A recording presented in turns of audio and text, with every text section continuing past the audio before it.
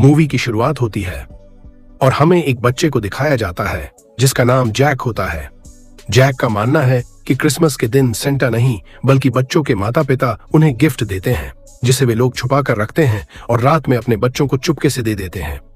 फिर हमें 20 साल बाद का समय दिखाया जाता है। अब जैक बड़ा हो गया होता है और एक हैकर बन गया होता है और साथ ही वह एक कंपनी को हैक करने का प्लान बना रहा होता है जिसका नाम नेशनल जियोलॉजी एडमिनिस्ट्रेशन है। जैक बड़ी आसानी से कंपनी के एक लड़की का एक्सेस कार्ड चुराकर कंपनी में घुस जाता है और उसमें बग फिक्स कर देता है जिससे वह बड़ी आसानी से उसे हैक कर लेता है। इसके बाद हमें सेंटा को दिखाया जाता है जिसका नाम निक होता है और उसके बॉडीगार्ड का नाम कैला होता है। वह दोनों एक मॉल में बच्चों को गिफ्ट दे रहे होते हैं। गिफ्ट देने के बाद वह अपने रेंडियर के पास पहुंचते हैं तो हमें पता चलता है कि निक एक सच में सेंटा क्लॉज है। सेंटा क्लॉज अपने रेंडियर को लेकर नॉर्थ पोल में चला जाता है जहां उसका घर होता है। फिर हमें नेक्स्ट डे को दिखाया जाता है। कैल एक लेटर लेकर सेंटा के पास जाता है और उनको एक लेटर देकर कहता है कि अब मैं यह काम छोड़ रहा हूं क्योंकि बच्चों को सेंटा पर विश्वास नहीं होता और बच्चे सेंटा को मजाक समझते हैं, इसीलिए मैं इस काम को छोड़ना चाहता हूं। मतलब यह कैल का सेंटा के साथ लास्ट क्रिसमस होता है। सेंटा उसे समझाते हैं कि यह सब हम बच्चों के लिए कर रहे हैं, भले ही कोई हम पर विश्वास करें या ना करें। वहीं हम दूसरी तरफ देखते हैं कि जैक सेंटा क्लॉज की लोकेशन ट्रैक कर लेता है पर उसे नहीं पता होता है कि यह सेंटा की लोकेशन होती है। जैक लोकेशन एक आदमी को भेज देता है जिसके कुछ दिन बाद कुछ लोग सेंटा के घर में घुस जाते हैं और उन्हें किडनैप कर लेते हैं जिन्हें कैल भी नहीं रोक पाता है।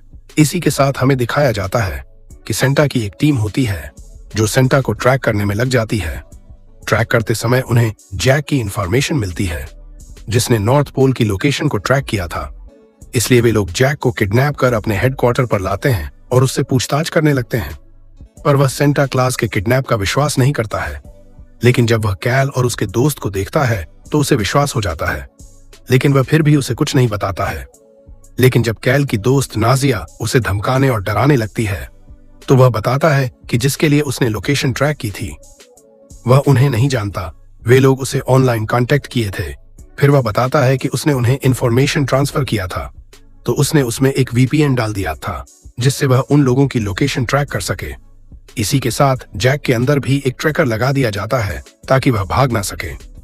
नेक्स्ट सीन में हमें सेंटा क्लॉज को दिखाया जाता है जिन्हें ग्रीला नाम की एक बीच ने कैद करके रखा होता है। वह सेंटा क्लॉज की शक्तियों को लेकर दुनिया को नष्ट करके एक नई दुनिया बनाना चाहती थी। दूसरी तरफ जैक और कैल एक टॉय शॉप में जाते हैं और वहां से बहुत से टॉय लेते हैं और बाहर चले आते हैं। कैल एक टॉय कार को नीचे रखता है और उसे अपनी शक्ति से बड़ा कर देता है जिसमें बैठकर वे लोग जैक द्वारा बताए गए लोकेशन पर पहुंच जाते हैं। लेकिन जब वह उस आदमी से बात करने जाते हैं तो उस आदमी के बॉडीगार्ड उन पर हमला कर देते हैं, पर कैल उन्हें मार मार कर बेहोश कर देता है। फिर वे लोग उस आदमी के पास जाते हैं तो वह आदमी बताता है कि उसने वह इंफॉर्मेशन अपने लिए नहीं बल्कि किसी और के लिए लिया था जिसका नाम वह नहीं ले सकता, नहीं तो उसे पता चल जाएगा। तब कैल उसे उसका नाम जमीन पर लिखने को कहता है। जब वह आदमी नाम लिख देता है तो जैक उसे पढ़ देता है जिससे ग्रीला को उनके बारे में पता चल जाता है और वह अपनी शक्ति से उस आदमी के अंदर आ जाती है और उसी समय कैल उसे लाइव टेलीकास्ट कर देता है जिससे उसकी टीम कुछ इंफॉर्मेशन कलेक्ट कर लेती है। तभी ग्रीला उन्हें मारने के लिए स्नोमैन भेज देती है, लेकिन कैल और जैक मिलकर उन्हें आसानी से हरा देते हैं। इंफॉर्मेशन में उन्हें एक लोकेशन मिलती है जिसे देखकर जूई और कैल हैरान हो जाते हैं क्योंकि वहां सेंटा का भाई रहता था जिसका नाम क्रैम्पस होता है। सेंटा और क्रैम्पस में डील हुई थी कि सेंटा या उसके लोग कभी भी उसकी लोकेशन पर नहीं आएंगे। इसके बाद कैल और जैक उस जगह पर जाते हैं तो वह देखते कि वहां पर तमाचे वाला गेम हो रहा होता है। जब क्रैम्पस कैल को देखता है तो वह उसे वहां से चले जाने को कहता है, पर कैल उससे ग्रीला के बारे में पूछता है तो वह बताता है कि वह इंसानों को एक स्नोबॉल में कैद करना चाहती है। इसके अलावा उसे कुछ नहीं पता। जब वे लोग वहां से जाने लगते हैं तो क्रैम्पस कैल को जेल में डालने और जैक को वहां से चले जाने को कहता है, पर जैक बड़ी चालाकी से कैंपस को तमाचे वाला गेम खेलने के लिए राजी कर लेता है और गेम स्टार्ट हो जाता है। लेकिन कैल के पास उसका जादुई गैजेट नहीं होता जिससे वह हारने वाला होता है, लेकिन जैक बड़ी चालाकी से उसका जादुई गैजेट उसके हाथ में लगा देता है और वे लोग फाइट जीत जाते हैं और वहां से चले जाते हैं। रास्ते में आते समय जैक ग्रीला का नाम ले लेता है जिससे ग्रीला को उनके बारे में पता चल जाता है। आगे जाने पर उन्हें एक पियानो मिलता है जिस पर एक स्नोबॉल रखी होती है। तभी जैक के बेटे का फोन आता है और वह देखता है कि उसके पास भी वैसा ही स्नोबॉल होती है। जैक का बेटा जैसे ही उसे हाथ में लेता है तो वह उसमें कैद हो जाता है। अपने बेटे को बचाने के लिए जैक भी स्नोबॉल को अपने हाथ में ले लेता है और वह भी उसमें कैद हो जाता है और वह दोनों ग्रीला के पास पहुंच जाते हैं। यह सब होने के बाद कैल जूई को कॉल करता है और जैक के अंदर लगे ट्रैकर से उसको ट्रैक करने को कहता है। ट्रैकर से पता चलता है कि ग्रीला कहीं और नहीं बल्कि सेंटा क्लॉज के घर में ही कहीं छुपी है। आगे हम जैक और उसके बेटे को देखते हैं जो एक दूसरे से बात करते हैं और अपने गिले शिकवे दूर कर देते हैं, जिससे उनका दिल साफ हो जाता है और वह स्नोबॉल से आजाद हो जाते हैं।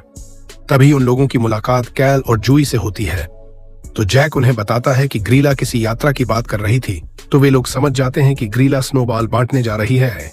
उसी समय कैल को उसके साथी भी मिल जाते हैं जिन्हें ग्रीला कैद करके रखी होती है। इसके बाद सभी लोग ग्रीला और उनके लोगों को रोकने पहुंच जाते हैं और उन लोगों में फाइट चालू हो जाती है।